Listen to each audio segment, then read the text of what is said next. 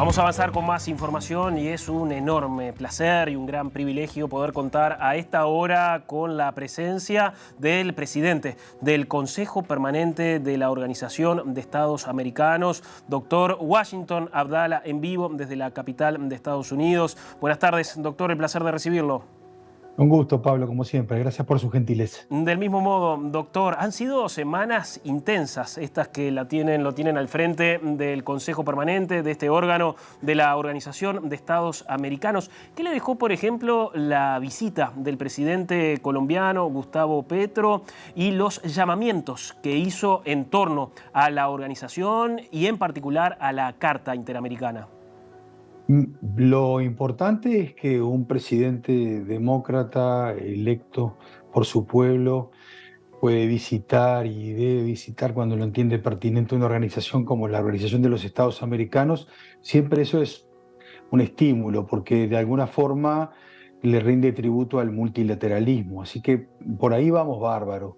Y en el otro sentido, las referencias a la Carta de Derechos Humanos, a la Carta Interamericana, a la Carta Democrática, también son todas referencias que hacen a un derecho que hemos ido construyendo entre todos. Justo hoy es el Día del Multilateralismo. Yo sé que a la gente le parece un poco distante, pero la verdad que la construcción colectiva se hace a través de estos órganos y en eso también fue una muy buena cosa. Yo siempre creo que la visita de los presidentes a un órgano como la OEA es muy trascendente, porque primero la relegitima constantemente y en algún sentido también la mandata a trabajar en los temas que nos competen y bueno, en los temas que nos interesan. Siempre un presidente debe ser un llamado de atención para todos. No importa la perspectiva que se tenga, a veces se puede tener una perspectiva más de un lado, más del otro, pero acá tratamos de y debemos oír las voces de todos. Esa es la cosa. Doctor, también le ha tocado presidir el cuerpo cuando se debió analizar el informe, la auditoría que se recibió, que los Estados miembros encargaron en torno a la situación del secretario general de la organización. Y se aprobó por consenso el revisar el código de ética, quizás fortalecerlo. ¿Tiene ideas para trabajar en ese sentido, para poder ir introduciendo y someter a consideración de los miembros? Lo más importante me parece a mí que en las actualizaciones de los códigos de éticas hay que tratar de normatizar y ponerlos a punto de manera muy moderna. En esto quizás la OEA tenga que hacer algún esfuerzo, como tantos organismos internacionales, como el propio sector privado. Lo importante de esa sesión fue los niveles de consenso.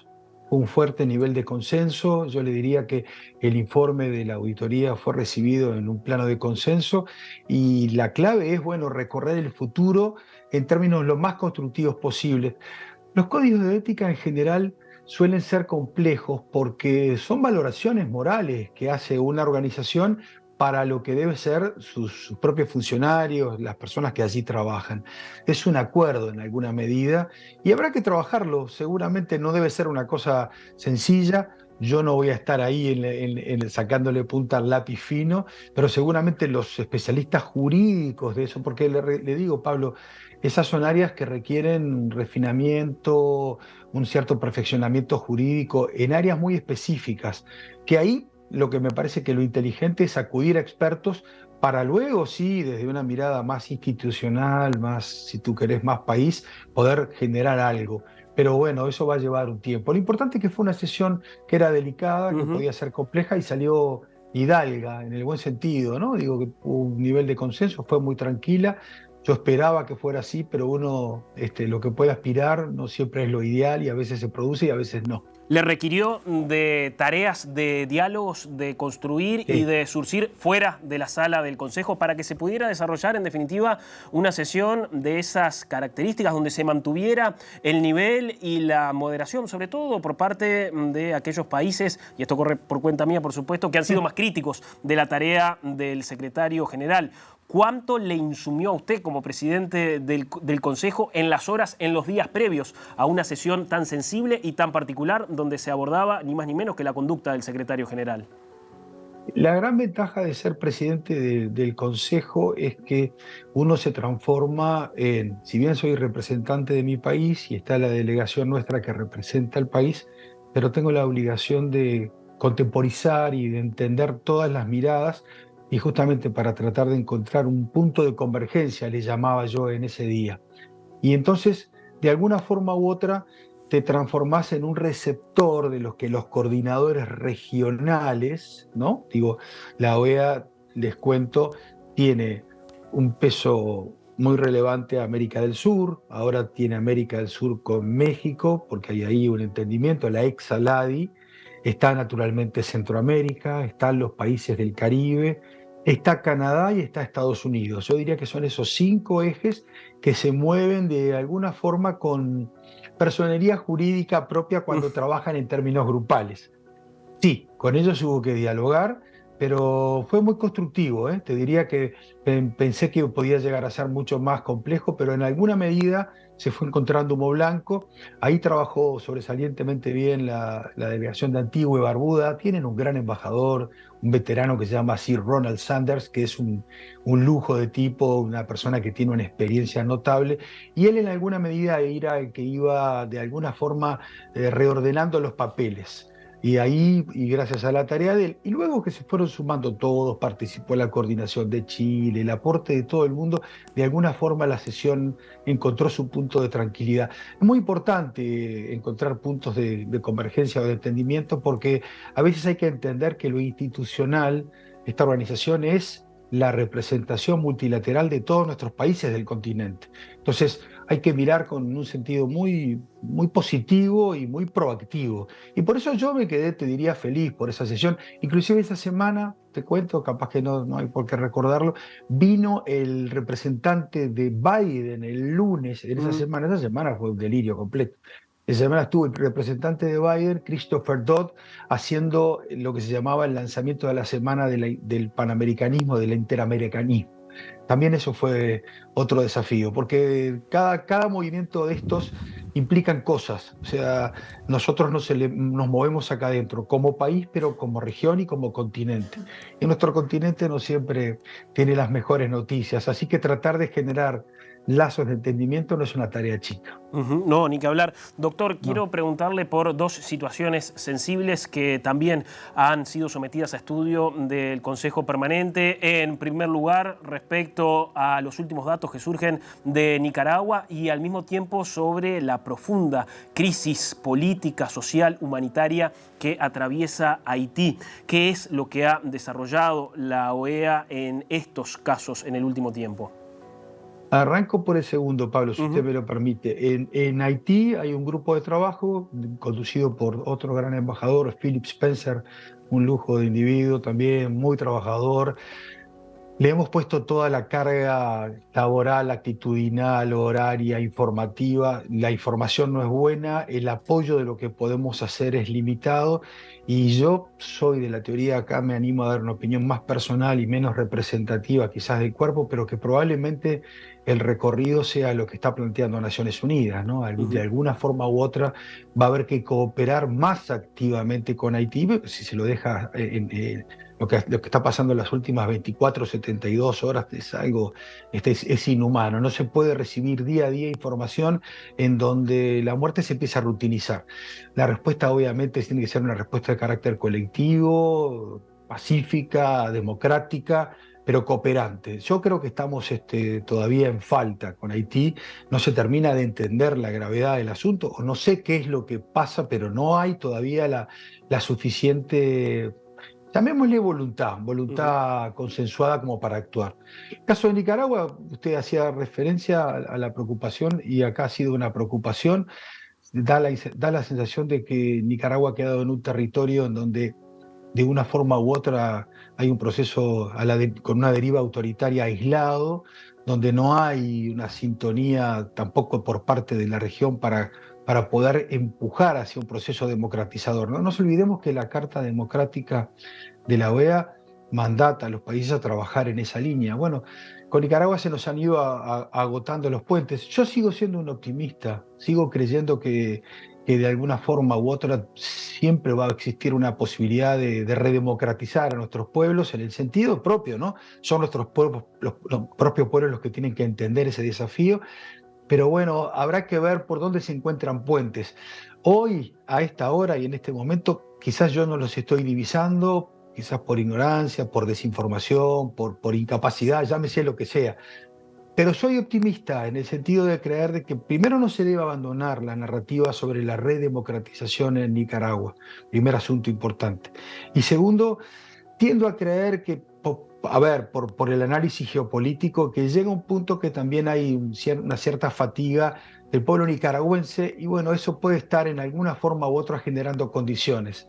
En otro momento también percibí eso y seguramente me equivoqué, así que capaz que lo mío es más una aspiracional que algo concreto. Pero definitivamente no hay que abandonar a Nicaragua, no hay que abandonar a ningún pueblo que de repente ingresa por estos territorios de oscuridad. Está muy mal hacerlo, me parece que es una obligación por parte de todos nosotros, que estamos acá representando a los países de alguna forma sumamente democráticos, en nuestro caso el Uruguay es así, pueden cambiar las administraciones, pero somos un país democrático, somos una referencia en la Organización de Estados Americanos en materia de derechos humanos, en materia de seguridad multidimensional, y no hay que perder ese pivot. Eso es, para mí es muy trascendente tenerlo consciente de manera plena a toda hora y en todo momento.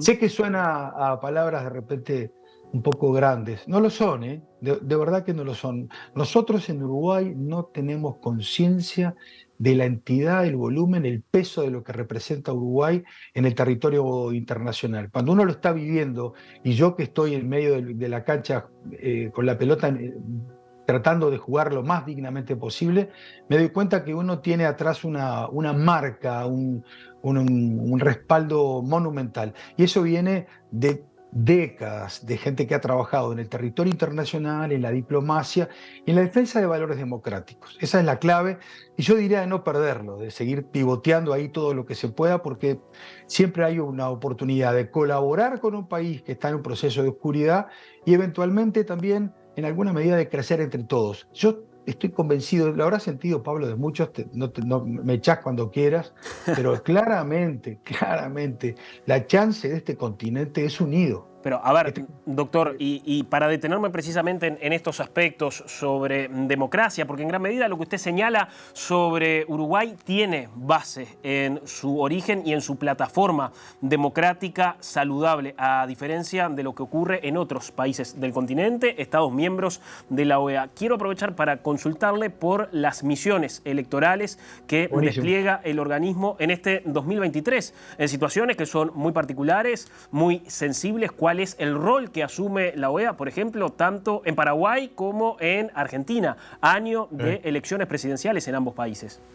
Mira, Pablo, la OEA va donde tiene una instancia de reciprocidad, por ejemplo, en el caso paraguayo lo tengo claro, creo que en el caso guatemalteco también, el caso argentino todavía no tengo la definición, no lo sé. Puede que sí, puede que no. Desconozco, francamente, pido disculpas, pero desconozco esa autenticación, llamémosle así. Las misiones electorales son muy importantes y yo en esto... Yo soy un viejo milenario, vengo trabajando desde la Unión Interparlamentaria hace 1000 años y sosteniendo que este es el tema central en cuanto a democracia operativa se refiere. Si usted no audita una instancia electoral, usted no puede certificar que la voluntad ciudadana del pueblo en ese momento es la que se esgrime. La fotografía de una movida electoral, de una actividad electoral, de una misión electoral, es como un escaneo que usted hace de esa voluntad. Y si bien la voluntad se manifiesta, porque se manifiesta de manera electrónica, o votos en papeleta, o votos combinados, tiene que haber siempre un auditor externo que certifique que efectivamente eso es así. Nosotros en Uruguay quizás estamos de alguna forma, no digo que... estamos mal acostumbrados, porque hemos sido profundamente demócratas a lo largo de nuestra historia y la Corte Electoral siempre ha sido nuestra garantía. Entonces estamos mal acostumbrados buenamente, porque en general nuestros partidos políticos tienen la capacidad de ellos mismos de autoanalizarse, de alguna medida de autocontrolarse. Eso no sucede en buena parte de algunos países u otros países, entonces se requiere de alguna forma un ojo externo que certifique que efectivamente la voluntad que se expidió es la que efectivamente se dice que es. Por eso las misiones electorales son sumamente trascendentes. Requieren especialidad, idoneidad, formación, y más en un mundo como el de hoy, Pablo, donde de repente un hackeo informático se hace desde una plataforma externa y donde uno no tiene conocimiento. Más en tiempos en donde la inteligencia artificial de alguna manera se está instalando tanta agresividad. A ver, ya que se detienen en ese aspecto, me interesa poder abordarlo con usted, estos nuevos desarrollos. En este día, el Día del Multilateralismo, de la Diplomacia para la Paz, ¿reconoce en estos avances, como ser el de la inteligencia artificial, amenazas, por ejemplo, para el sistema americano? Sí, reconozco, porque ayer estaba mirando una entrevista justamente al director de OpenAI, Altman, y él decía, preguntado por una colega suya de ABC, la cadena americana, no hace mucho de esta entrevista, la encontré en YouTube en la jornada de ayer y estuve revisándola, él decía que justamente los riesgos de desinformación, de fake news y de eventualmente alterar parte de la realidad mediática es algo que está disponible ahí y que puede suceder. Entonces, yo soy de la teoría de que, a ver, si nos están advirtiendo los propios impulsores de la inteligencia artificial, este chico es el que está a la cabeza de Ujú, ChatGPT, ¿no? Digo, ujú. no, nada menos que la cabeza de ese aparato que cuando uno ingresa pide información y queda sorprendido por el diálogo en el que establece, casi que parece una película de 2001, Odisea del Espacio, una cosa muy chocante. A ver, si nos están diciendo que los riesgos están allí, yo creo que lo que deberíamos hacer es, estados y organismos internacionales, es poner cabeza rápidamente en eso para no verse sorprendido. A ver, este país se vio sorprendido, no me voy a meter ni un milímetro en la violación constitucional, pero en los Estados Unidos, donde yo estoy residiendo ahora, la última elección tuvo un efecto sorpresa sobre buena parte de la gente, porque luego se argumentó que había habido violaciones electorales, etcétera. Y no estábamos ni cerca, hace 2 años, del punto del hiato, digamos, de la inteligencia artificial y la velocidad exponencial que está tomando. Ayer miraba otro formato de inteligencia artificial donde se puede poner la voz suya, Pablo, o la mía, Ujú. y sale parecidísima o muy simétrica. Estamos entonces en zona muy delicada, parece que lo que estuviéramos conversando es de ciencia ficción. No, francamente es la realidad.